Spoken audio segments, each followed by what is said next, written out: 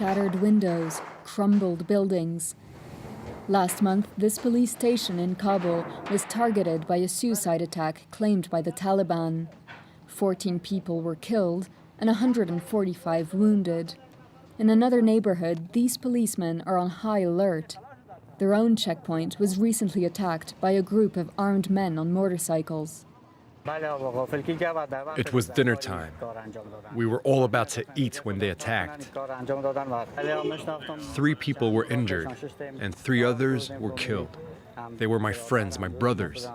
We used to share meals, talk, and laugh together, so I'm very sad. The checkpoint is set up at a strategic place. It leads to the city center, where ministries and foreign embassies are located.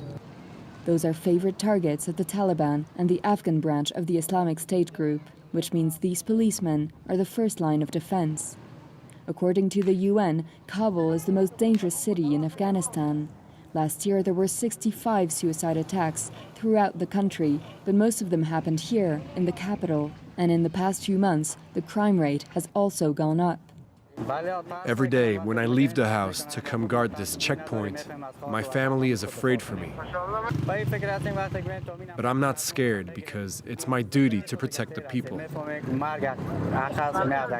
Each day, up to 40 Afghan soldiers and policemen are killed, according to numbers released by the president himself. Many others are wounded. Ismatullah is a police officer who lost a colleague and friend in an attack a year ago.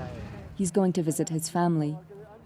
Every time I go check on my friend's widow, she complains about not having enough money to get by. The amount she receives from the state is not enough. Since he died, the family has been living in poverty.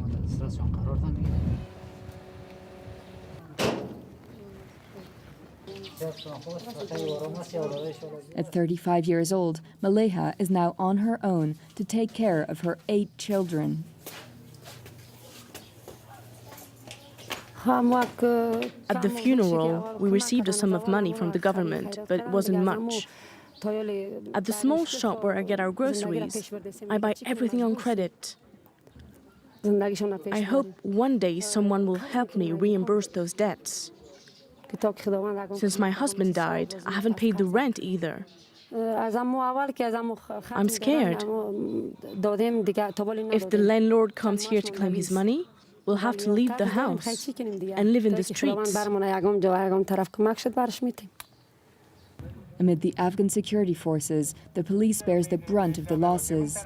In 2009, a militia called the Afghan Local Police, or ALP, was created to assist the national police. In Kunar, a province in the east of the country, these militiamen are posted at the front line and fight both the Taliban and the Islamic State group. A year ago, a suicide bomber attacked this small outpost in the countryside. One of our men tried to shoot the attacker, but his rifle got jammed because many of our weapons are old and defective. 1 year later, they've yet to receive funds to rebuild their base.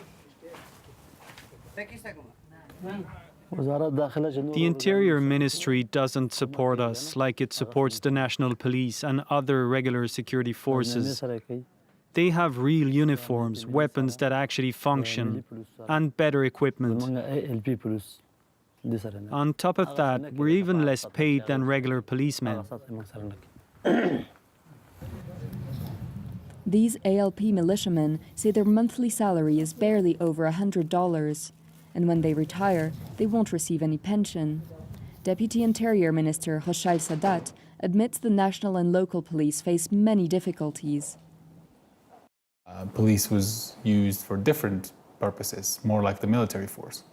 So we're slowly changing that. It's going to take time. It's not always perfect. But because of the time where we're at, everything is military. I have inherited an organization that has not only one specific problem, but a blast of multiple problems. And to win a fight, you need a soldier to be ready and equipped and trained and motivated and led and supported. I do believe we're going to succeed. But there's a long way to go, and on top of facing ever-increasing attacks by the Taliban, the Islamic State group, and criminal organizations, the Afghan police also grapples with endemic corruption and a record number of defections.